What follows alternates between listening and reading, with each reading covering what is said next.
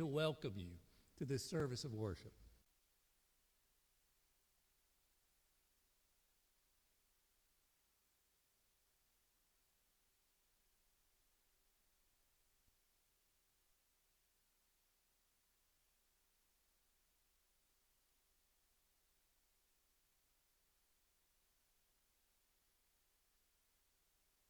Are still meeting on Wednesday evenings. And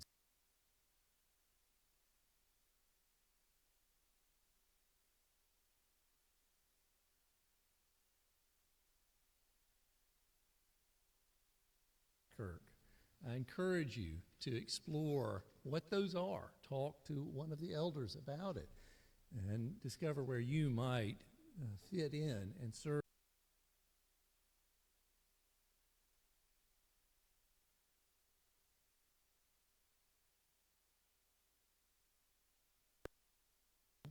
She is very sore, though she is at home now. Please do be in prayer for her healing, for her comfort, and be an encourager to her if you have the time to reach.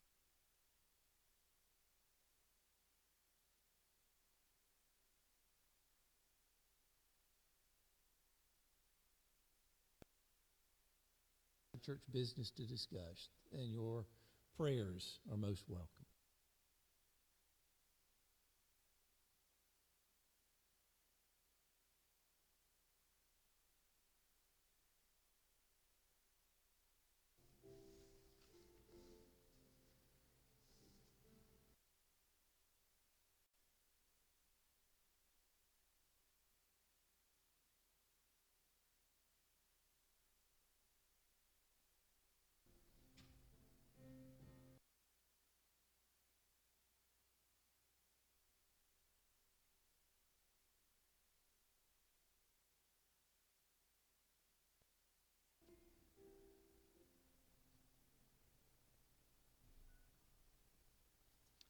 Call to worship this morning is the beginning of the 34th Psalm. David, inspired by the Spirit,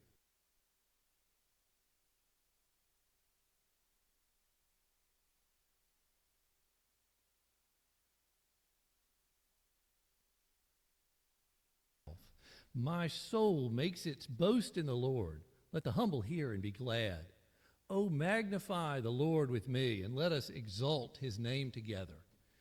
Now, brothers and sisters, it is time to magnify the Lord. Let's stand and sing together from the Trinity Hymnal, number 167, When Morning Gilds the Skies.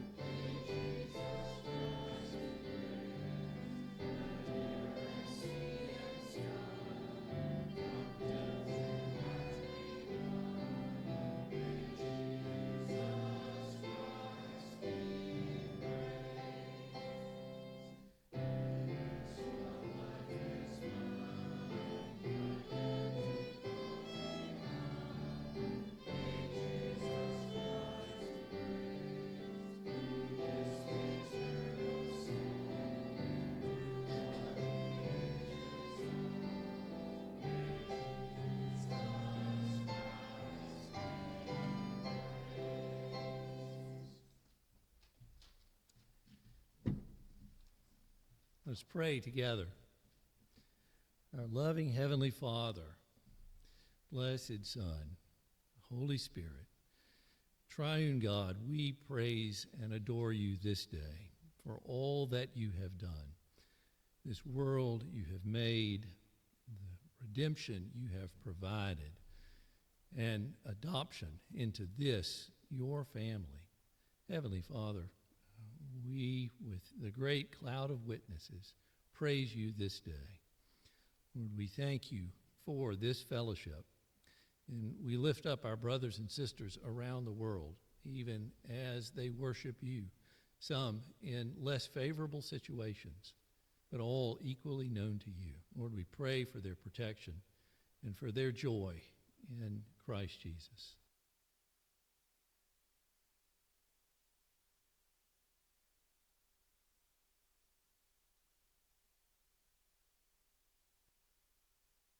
Thy will be done on earth as it is in heaven.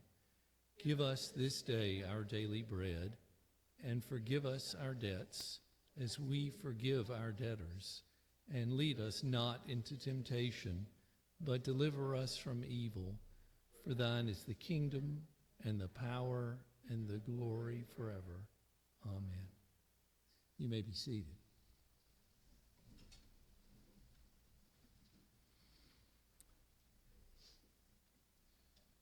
We serve a God who is holy, holy, holy.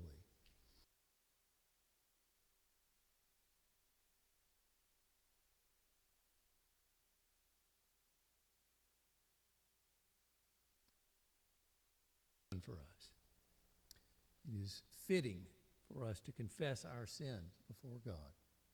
So let us pray together, a prayer that you will find printed in your bulletin, and then spend some time in silent confession of sin. Let's pray together.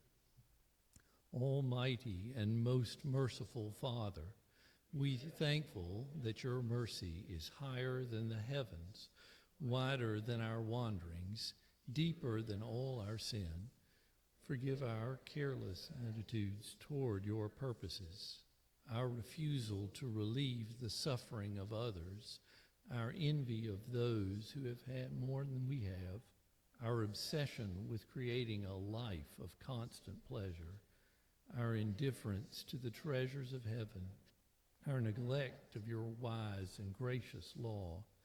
Help us to change our way of life so that we may desire what is good, love what you love, and do what you command. Through Christ our Lord. Amen.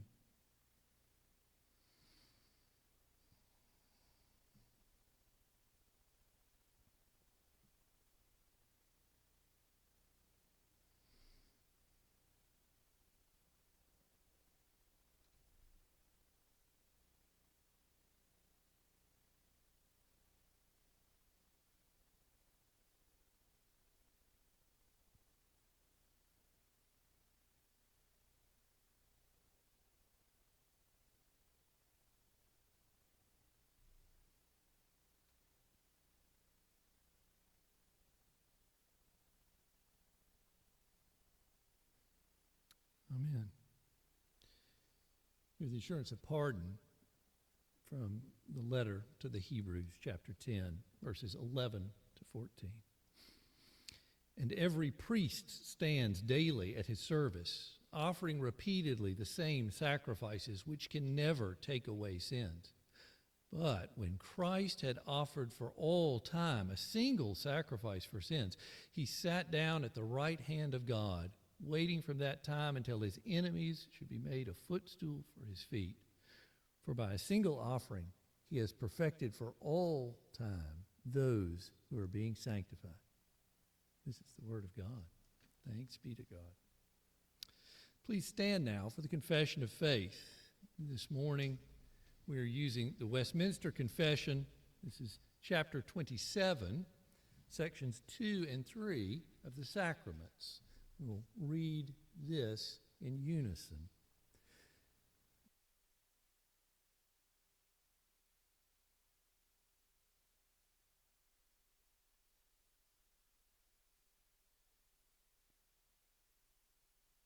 and signified, whence it comes to pass that the names and the effects of the one are attributed to the other.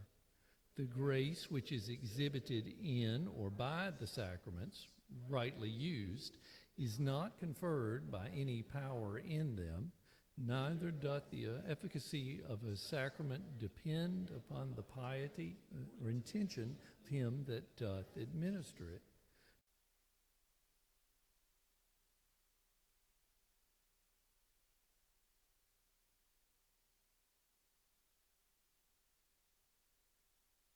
Benefit to worthy receivers. You may be seated, and the children may come forward now for the children's sermon with Elder Joel Reed.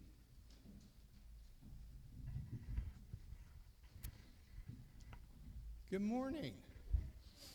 So, we just read about sacraments, right? What is baptism?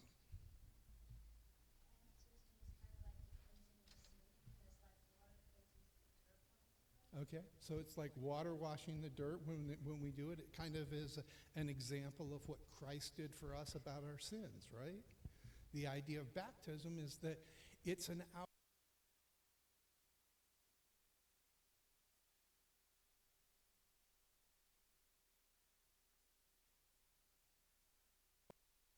Baptism to Noah's Ark.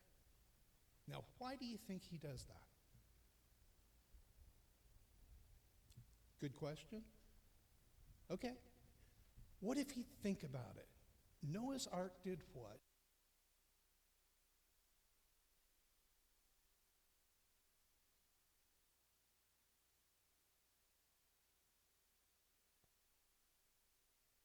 Would have wiped away all life on the earth. But God chose to save those in the ark. Baptism doesn't save us, but it's an example of us accepting the fact that God, through his Son, forgave our sins. We tell everybody when we're baptized, or when our parents have us baptized, that we are his. Just like those that were in the ark were God's protected people that would repopulate the earth.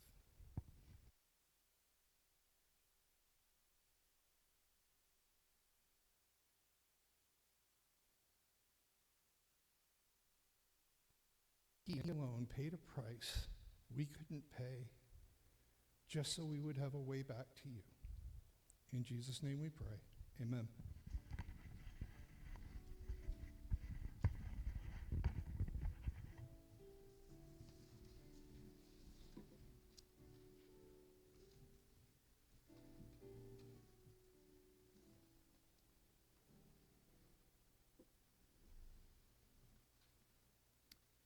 The Old Testament reading today comes from Genesis chapter 7, and as Joel just said, from the story of Noah's Ark, a familiar story.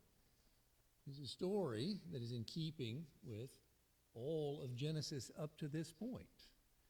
Genesis begins with God's creation of all things from nothing. He creates man and woman for a relationship with him. And Adam and Eve sin, breaking that relationship with a holy God who cannot abide the presence of sin. So they're driven from his presence. The earth is populated by their descendants, and sin increases. God, who has once judged sin, judges sin again in bringing the great flood. But he's the same God who was merciful to Adam and Eve. In his judgment, he did not destroy them, and even promised to them, through Eve's seed, rescue someday from the problem of sin.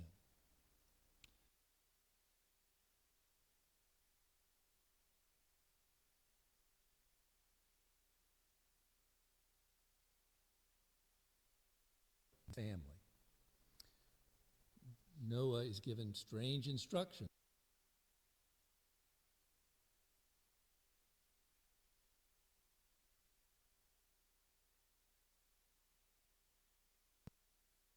boat, this ark, has been constructed. Hear the word of the Lord, Genesis chapter 7, a story of judgment and mercy. Then the Lord said to Noah, "Go into the ark, you and all your household, for I have seen that you are righteous before me in this generation. Take with you 7 pairs of all clean animals, the male and his mate, and a pair of the animals that are not clean, the male and his mate, and 7 pairs of the birds of the heavens also, male and female, to keep their offspring alive on the face of all the earth. For in 7 days I will send rain on the earth 40 days and 40 nights, and every living thing that I have made I will blot out from the face of the ground." And Noah did all that the Lord had commanded him. Noah was 600 years old when the flood of water came upon the earth. And Noah and his sons and his wife and his sons' wives with him went into the ark to escape the waters of the flood, of clean animals and of animals that are not clean, and of birds and of everything that creeps on the ground. 2 and 2, male and female, went into the ark with Noah as God had commanded Noah. And after 7 days the waters of the flood came upon the earth. In the 600th year of Noah's life, in the 2nd month, on the 17th day of the month, on that day all the fountains of the great deep burst forth, and the windows of the heavens were opened, and rain fell upon the earth.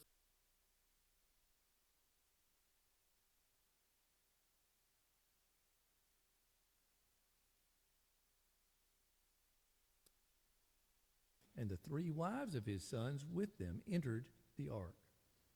They and every beast according to its kind, and all the livestock according to their kinds, and every creeping thing that creeps on the earth according to its kind, and every bird according to its kind, every winged creature. They went into the ark with Noah, 2 and 2 of all flesh, in which there was the breath of life.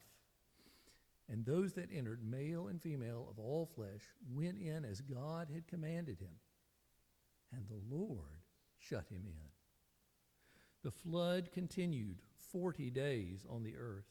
The waters increased and bore up the ark, and it rose high above the earth. The waters prevailed and increased greatly on the earth, and the ark floated on the face of the waters. And the waters prevailed so mightily on the earth that all the high mountains under the whole heaven were covered. The waters prevailed above the mountains, covering them 15 cubits deep. And all flesh died that moved on the earth, birds, livestock, beasts, all swarming creatures that swarm on the earth, and all mankind. Everything on the dry land in whose nostrils was the breath of life died. He blotted out every living thing that was on the face of the ground, man and animals and creeping things and birds of the heavens. They were blotted out from the earth. Only Noah was left, and those who were with him in the ark. And the waters prevailed on the earth 150 days. This is the word of the Lord.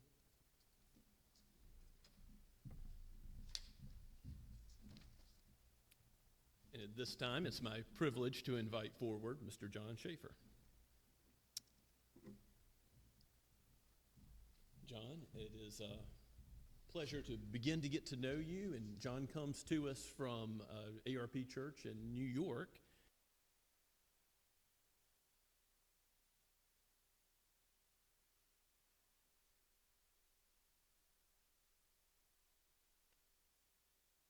With me at the door so that everyone will be able to give you the right hand to fellowship after the worship service today. So these are the 7 vows. Do you confess that you are a sinner in the sight of God, that you deserve his punishment, that you are unable to save yourself, and that you are without hope of salvation except for God's love and mercy? Do you? Yes, I do. And that, of course, is the bad news, but the good news is, do you believe in the Lord Jesus Christ as the Son of God and Savior of sinners? And do you receive and trust in him alone for your salvation? Do you? Yes, I do.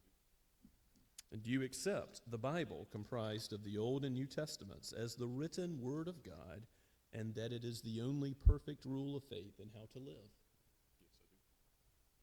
Yes, I do. And do you promise to trust in the guidance and strength of the Holy Spirit so that you can live all of life as a Christian following the example set by Jesus Christ?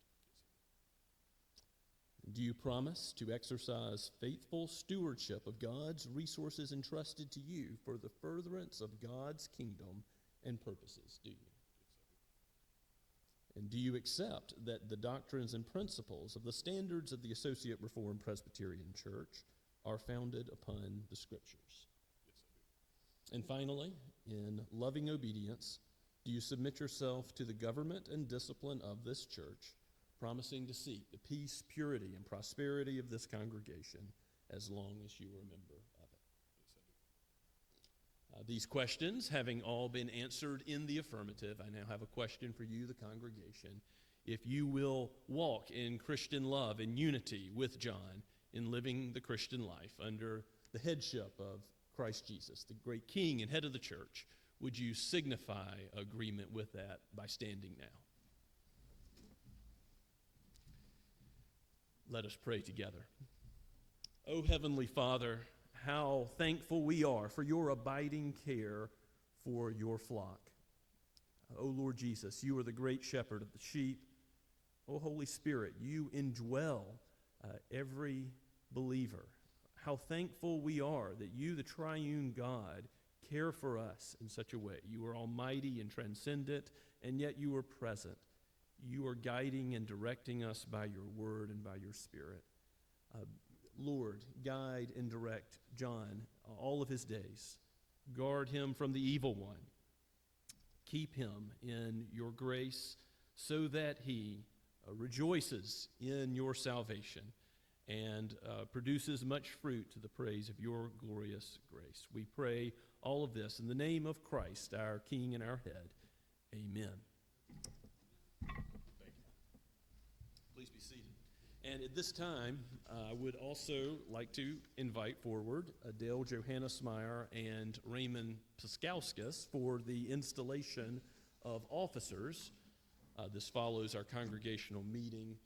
Men, you've both been ordained and installed to the office of elder and deacon, respectively, in the past. So this is a reinstallation to those offices this morning, which our form of government tells us we answer only the final 3 questions of the 7 questions that you originally answered in taking on this office. So understanding that you're both answering for the office of elder and deacon, respectively, I'll ask you to reply in unison to these questions.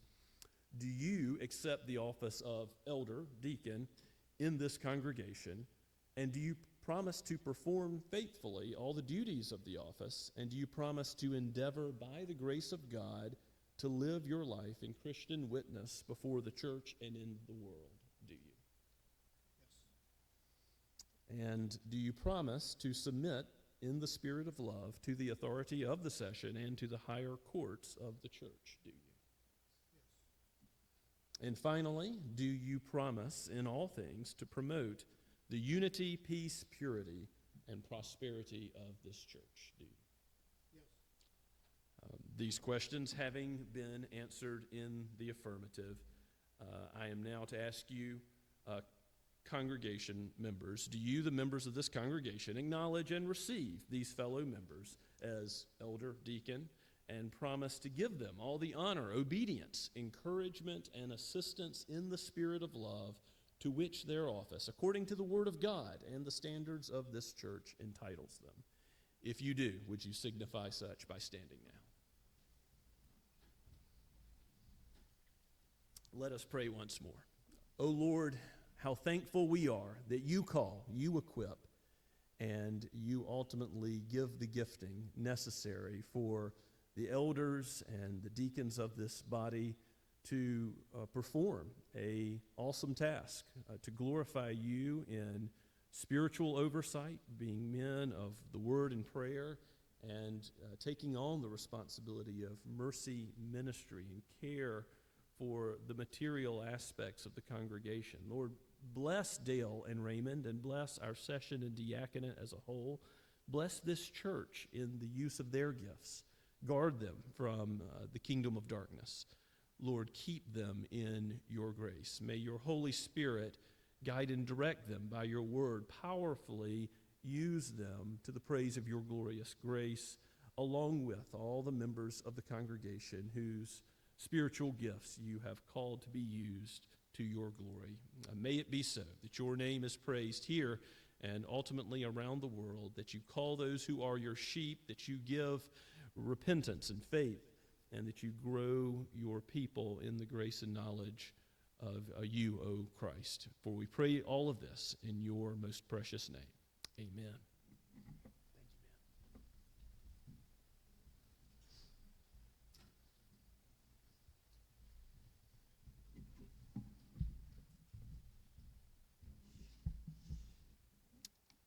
And let us go before the Lord once again in prayer. O Holy Father, Son, and Holy Spirit, your name is holy. You are ever blessed, and the angels never cease to sing your praises day and night.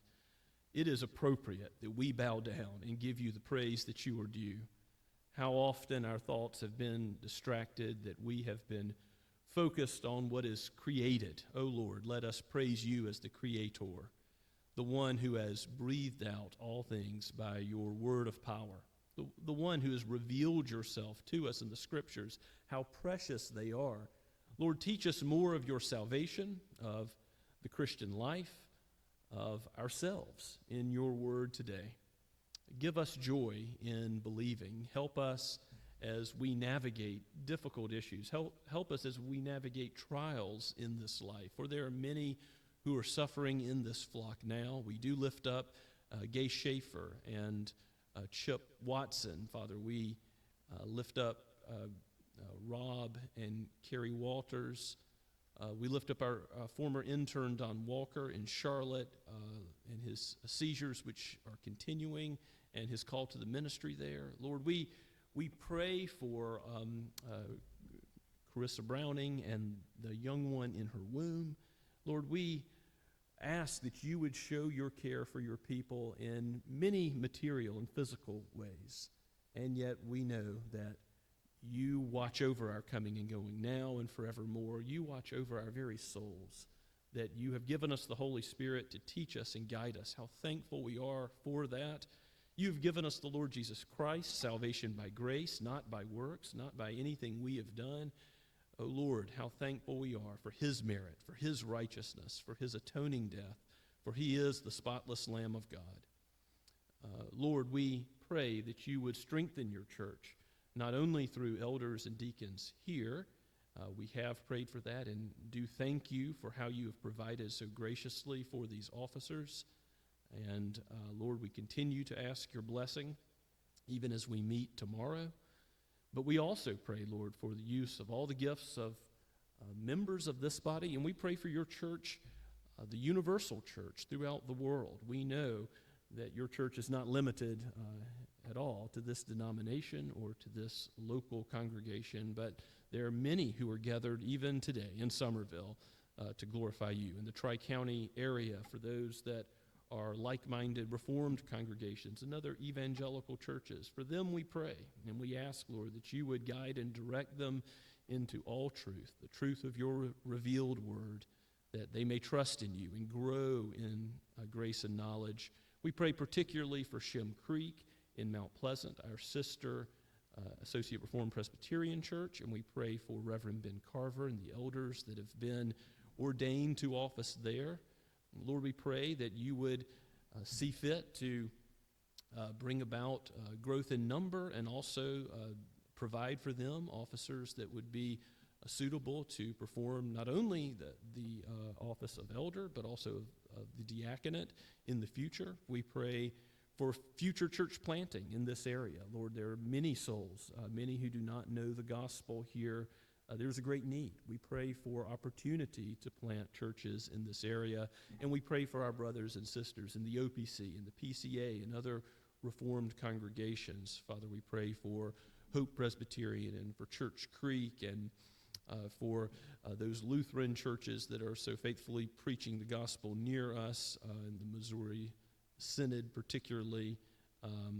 Father, we thank you, Father, that you are the God of not just one denomination, but of all those who lay hold of Christ by faith. And we thank you for the spiritual unity we do have the world over. We thank you for the North American Association of Reformed Churches, and there's a great number worldwide as well. We thank you for what you are doing in Australia, New Zealand. Lord, we ask that you would bless those who are planting churches in Africa where believers are being converted. We thank you for the ministry of the Goodmans in Uganda, for those who are being trained to be pastors there as part of Seed. We pray for the Cottons and the Shell Nuts. Father, we ask that you would bless the Brickies and a future ministry to Mexico. We continue to lift up the ARP brothers and sisters in Pakistan, which have multiplied to be so numerous that they outnumber those in our own denomination here, and how we praise you for that fact. And Lord, we pray that you give them wisdom and guidance by your word in their growth in number. Grow them spiritually just as we pray for ourselves. We ask this, Lord, that you would give us a way to reach our own neighbors, those that we are working with and those that we interact with in this community. Father, for those that are regularly in our path, give us deeds of love and mercy, and give us wisdom to bear witness to the hope that is within us.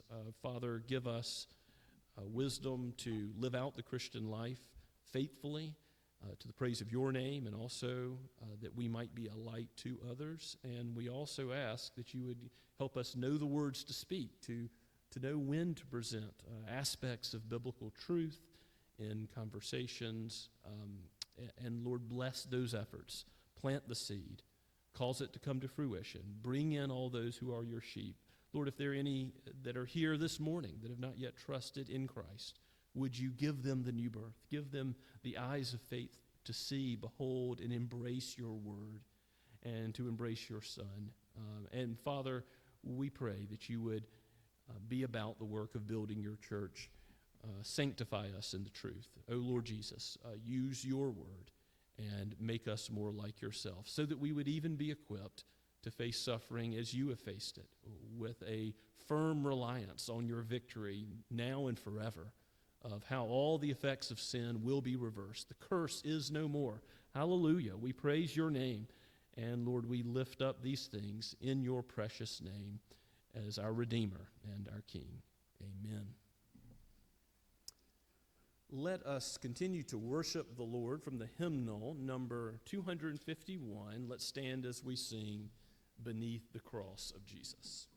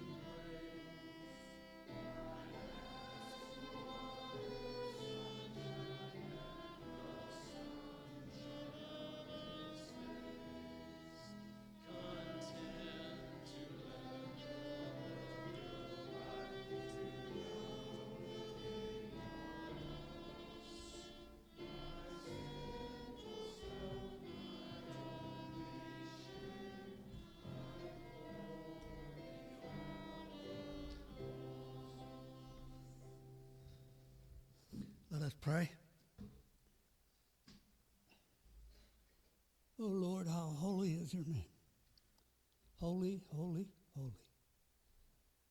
Oh, to be more holy in you, from you, because of you. Lord, we thank you for this day, for this is a day that you have made. We will rejoice and be glad in it. We thank you for the offering of today. We know that many people work very hard, but yet they supply our needs here at Scots Kirk. Praise the Lord, in whose name we pray. Amen.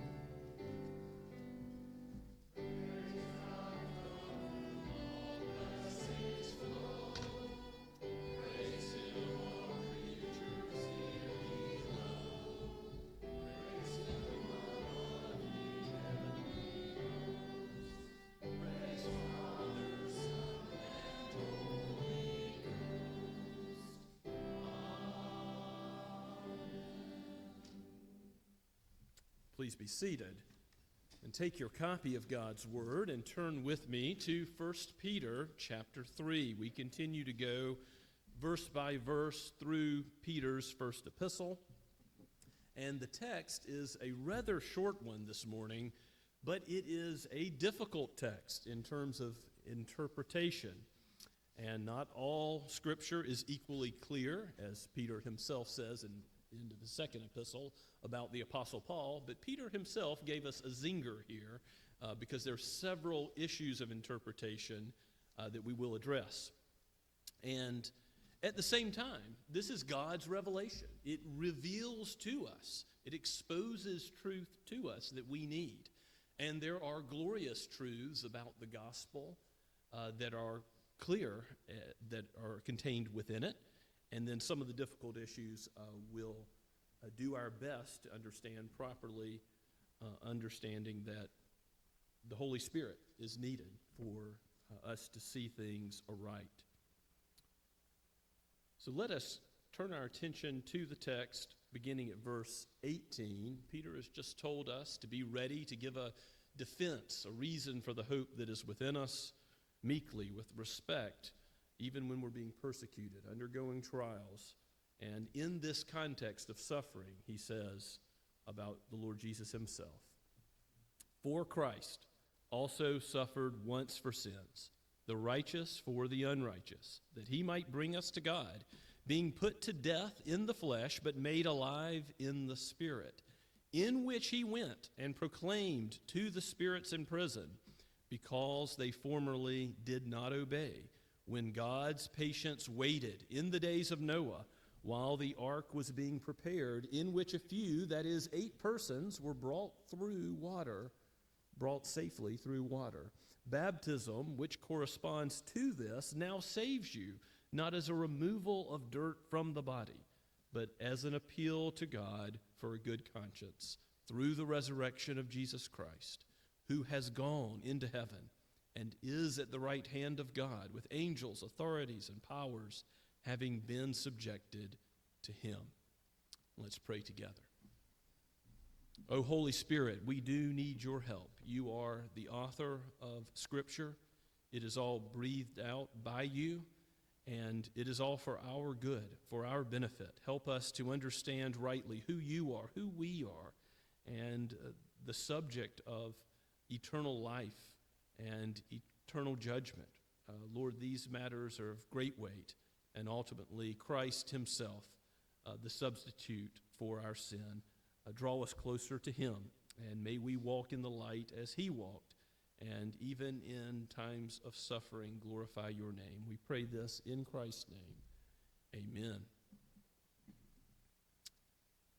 So what do we do with Jesus preaching to spirits in prison? And the Roman Catholic Church has a doctrine of purgatory, completely unknown to the Scriptures. Also a doctrine of limbus patrum, kind of a holding tank for Old Testament saints, that they will use this text to attempt to justify. Now, purgatory, the only ways in which it would be taught are not from Scripture, but from deuterocanonical texts such as 2 Maccabees chapter 12 and other traditions of the church. But even the Roman Catholic Church doesn't believe that 2 Maccabees is Scripture. So it's important to see that a lot hangs on this text. It's the only Scripture which someone might point to say this idea of purgatory or limbus patrum, a sort of purgatory for Old Testament saints, is in Scripture. And I think we're going to clearly see that's not what this text is teaching.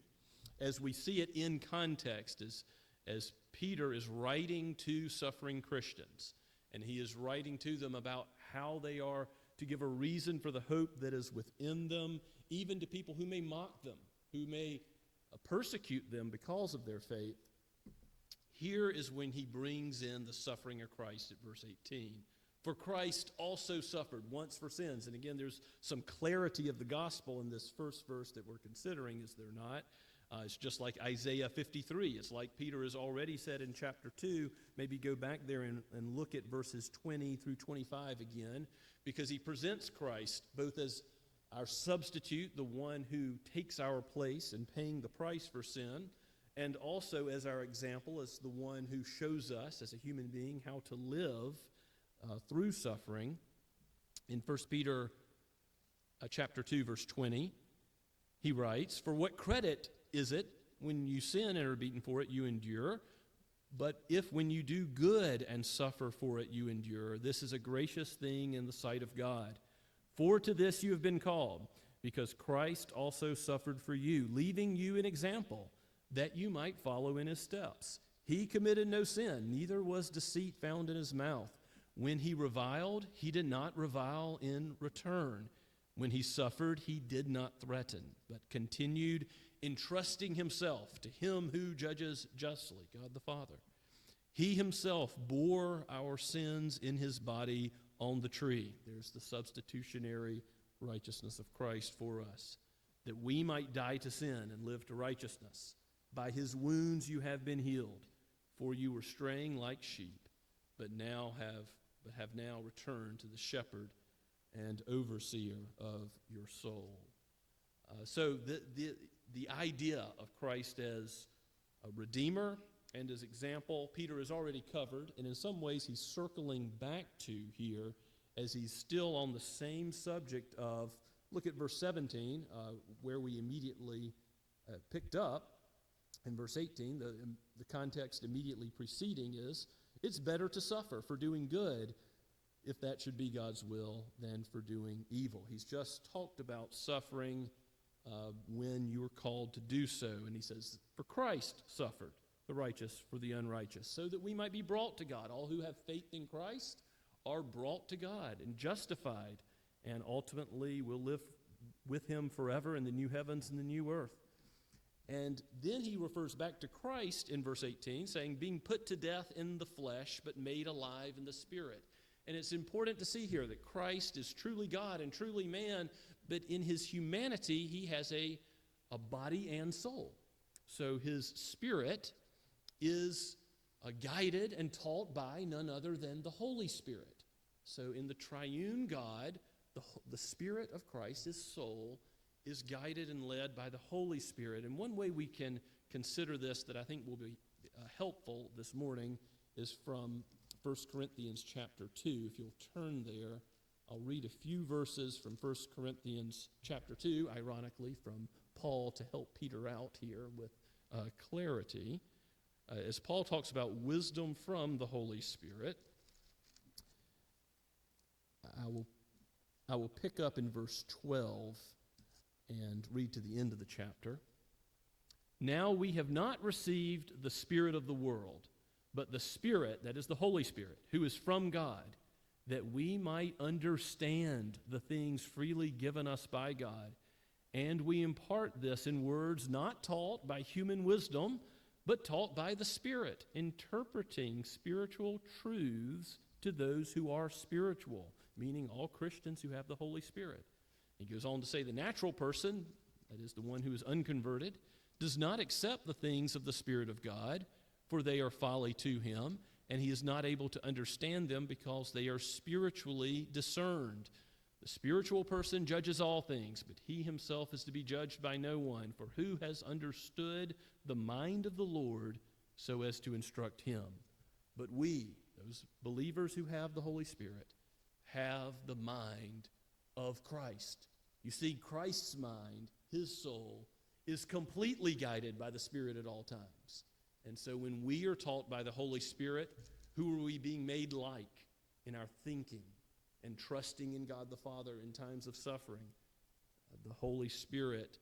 And I think when we go back to 1 Peter and we're considering, yes, some difficult textual issues that come up immediately to follow verse 18, Christ's death in the flesh is contrasted to being made alive in the Spirit. So I think this is talking about his soul, his spirit, but his soul is linked with the Holy Spirit, and in just the same way that we have the Spirit indwelling us. And he, in verse 19, preaches in the Spirit. It says in verse 19, in which, that is, in the Spirit, in which he preached and proclaimed to the spirits in prison. Now, again, this is not the limbus patrum, spirits in prison. This is not going down into Hades. You know that phrase that he descended into hell in the Apostles' Creed, again by the Roman Catholic Church, will be considered as going down into the place of the dead, going into hell to preach the gospel to souls in limbus patrum to bring them out. And the idea that we could pray for those in purgatory and somehow aid them, again, completely foreign to Scripture. That's not what we're to see here. Many Protestants do see a proclamation in the place of everlasting torment, of hell, of victory of Christ over demons and angelic spirits. And there's some reasons, if you have that view, I don't consider that to be a great heresy, but I don't take that view myself, and I'll try to explain why. Yes, Jesus preached in the Spirit, but the key to understanding this text is when he preached. He preached in verse 20, it says, in the days of Noah. He proclaimed to the spirits in prison, verse 20, because they formerly did not obey when God's patience waited in the days of Noah while the ark was being prepared. And Noah and his family were brought safely through. In the days of Noah is when the preaching took place. Now again, if Jesus went to proclaim victory over all the demons in hell, that might be understandable, but the thief on the cross is told by Jesus, today you'll be with me in paradise. There's no indication in Scripture, other than this text perhaps, that he was going to make such a proclamation. Certainly he is the Lord over hell. It is ultimately in his prerogative to go there if he pleases. But historically, the Apostles' Creed, in saying he descended into hell, meant that he descended under the power of death for a time and is victorious over it. In other words, it's hell in the sense of the grave, not the place of everlasting destruction. Some Reformed believers take that to mean that Christ paid the penalty of hell, which we deserved, for us, that substitutionary aspect of his redemption. And even that, if you understand the Apostles' Creed that way, is certainly doctrinally correct, even though I think historically it's the grave that's being referred to. But what it's not referring to is the Roman Catholic idea of limbus patrum, or purgatory, because what in context Peter is going to tell believers in his day, and the Holy Spirit is teaching us today, is that you have a way to deal with those who persecute you. You can give a defense of the faith to them meekly and with respect, even when they're afflicting you.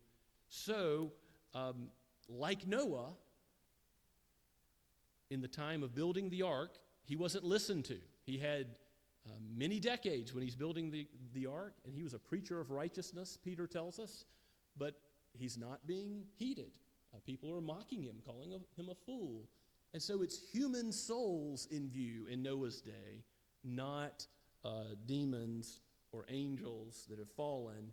And sometimes those who take the Jesus is proclaiming victory over demons, angelic spirits view will go back to Genesis 6, and they'll talk about the Nephilim. And I do think that what you have in Genesis 6 with the sons of God and the daughters of men is the line of God's covenant redemption.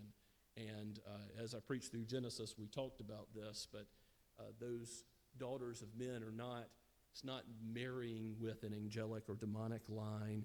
It's the seed of the serpent versus the seed of the woman, two lines that are in view. So in Genesis 6, who is God judging? He's judging those who had hearts that were continually turned towards evil. It's human souls that are in view. So Jesus preached, I believe, in the days of Noah, meaning when Noah preached, Jesus preached.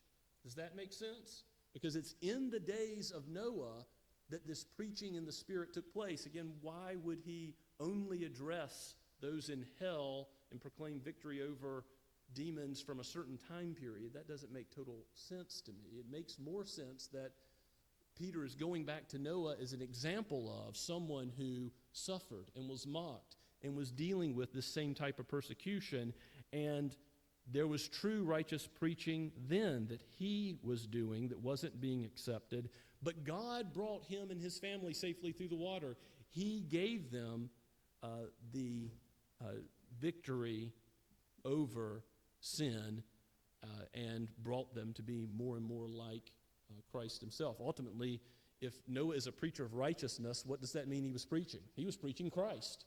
He was preaching the righteousness of the Messiah to come. And yes, that was already in Scripture, because in Genesis 3:15, we have the seed of the woman coming to crush the seed of the serpent. And just a few verses later, I think it's Genesis 3:21, God is already providing with animal skins, that animals had to die for Adam and Eve to be clothed. There are already hints of the whole sacrificial system, the whole of what's described in Isaiah 53 that Peter's already alluded to, this substitutionary, by Christ's wounds we are healed.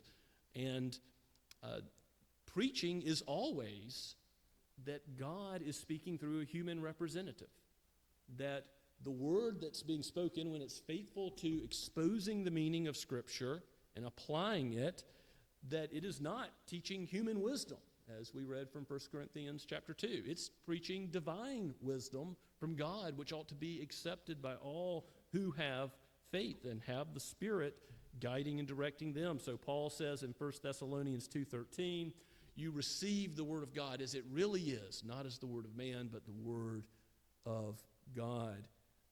Certainly, all true preaching seeks to be the representative of the text and apply it to the people of God. I think that's what Jesus did in Noah's day, just as he does in every age. When there is faithful preaching, it is in the Holy Spirit and according to the Spirit's wisdom. And yes, souls are in prison. All those who were on the earth continually having their hearts set to do evil, it's like John Wesley says in his hymn, long my soul in prison.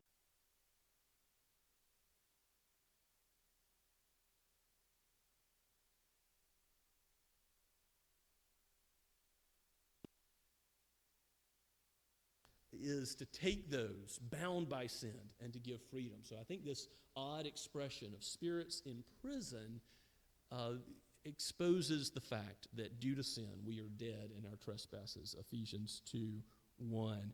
This is the way that God powerfully saves from the sin that we're bound to as unbelievers. Christ suffered once for sins. He preached in the Spirit to spirits in prison because they did not obey. Again, they're not saints who were repentant, but these are rebels. These are disobedient folks. So it's not the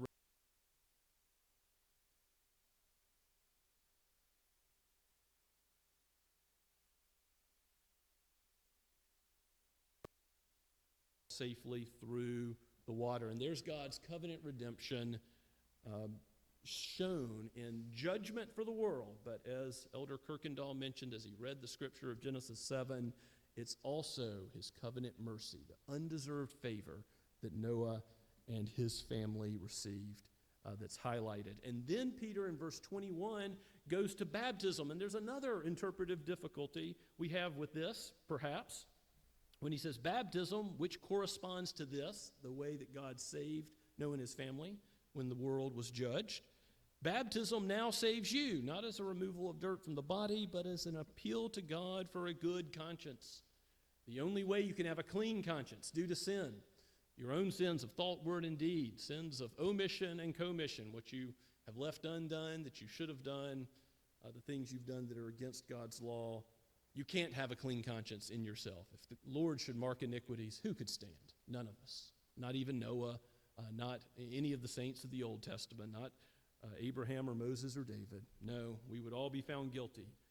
But we can have a clean conscience if through Christ we are washed and made white as snow, as Psalm 51 puts it, or Isaiah chapter 1, verse 18.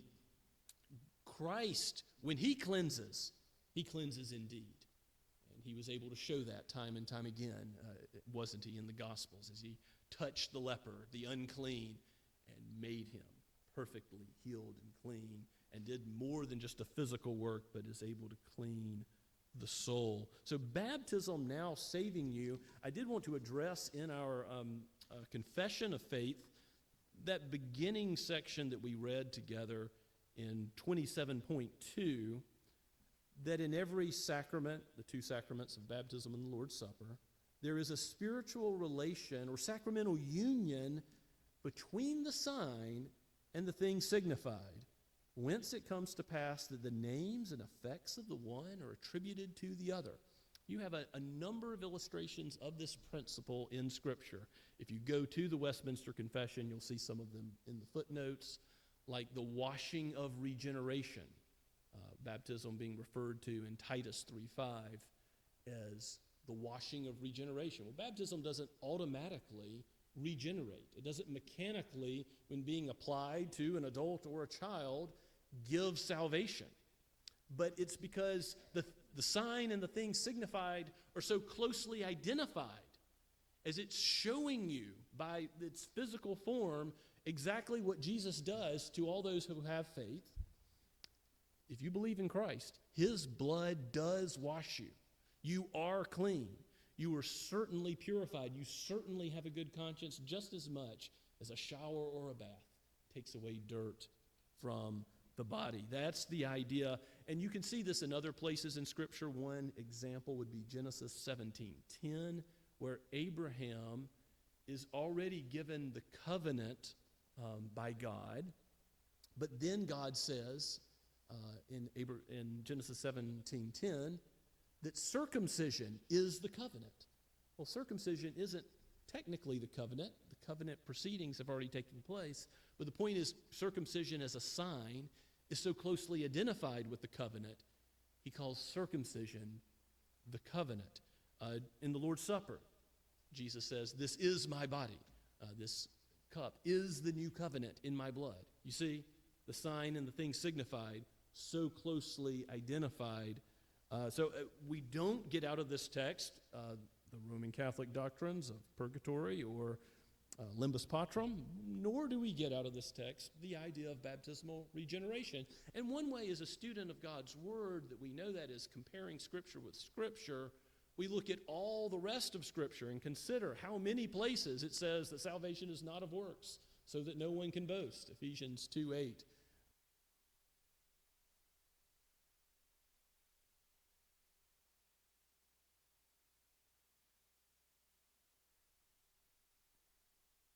And get a doctrine that's way out in left field when the rest of Scripture is very clear. You let all the clear passages be what guide you, and then that prevents you from, okay, it says baptism saves me, but it doesn't mean literally that baptism mechanically or automatically produces regeneration. What it means is what's pictured in baptism is spiritually true for all those who have faith in Christ. You are clean if you believe.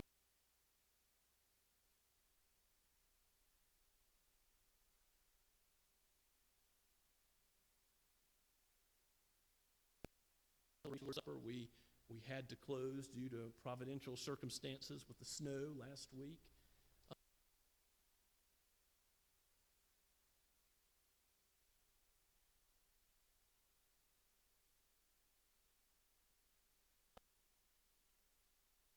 Ways it connects to Christ, because Christ is in all the Scriptures.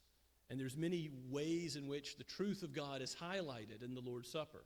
The gospel is highlighted. There's corporate aspects. There's individual aspects. We take it together. We are a body. Christ redeems us as individuals. But I want you to remember this. Christ says, this is my body given for you. Substitution. And he says, this is my blood poured out so that you might receive the benefit. Christ took the judgment so that we take the blessing.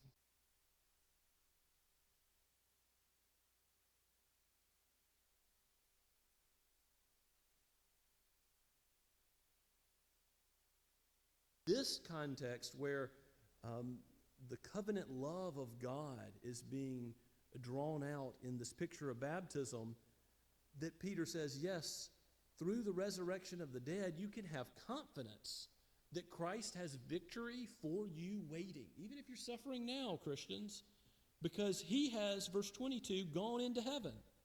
He has ascended after his resurrection. And he's at the right hand of God. He's seated and reigning over all of heaven and earth. He has all authority in heaven and earth, as Matthew 28 says in the Great Commission. He is over angels, authorities, and powers. Everything is subjected to him. It's all under his feet. He rules and reigns. So we can trust him to deal with the difficult circumstances in our lives. His reign is permanent. Satan's power, Satan's kingdom is defeated. One day, every knee will bow, every tongue confess. And so that gives encouragement that, yes, I don't think the previous verses are about proclaiming victory over Satan and the kingdom of darkness, but that's an aspect that Peter goes to because he's thinking about, ultimately, how can you deal with suffering at the hands of evil spiritual powers, evil human beings in this world. And you can do so like Christ, entrusting yourself to the judgment of God, because God has all things in his hands, and specifically Christ is at the right hand of the Father, even now, reigning and ruling, and he will bring everything to pass just as he has said. Rejoice in him. Rejoice in him as your substitute. Rejoice in him as the one who will lead you all the way home. Let's pray together. Father, we bless your name for this text and for what it reveals about the glorious gospel. Help us to understand, Lord, if there's anything that I have said that is an error, may it be wiped away from our minds. But I ask, Lord, for the truth of this text to be implanted in us, and let your word implanted in us grow and produce much fruit, so that we would offer the gospel to those who are on the broad road that leads to destruction, that they may repent by your grace at work in them while the day of salvation is at hand. Oh Lord, may your word proclaimed here today do that. May it, as we give a reason for the hope within us, as it's proclaimed in the office and at the park and in the college classroom this week, Lord, in the home, will you use your word to draw all those that are yours to yourself and to build your church? We pray in your most powerful and precious name. Amen. And now let us respond to the word of God preached by singing once again of his praise, Trinity Hymnal number 523. Let's stand as we sing.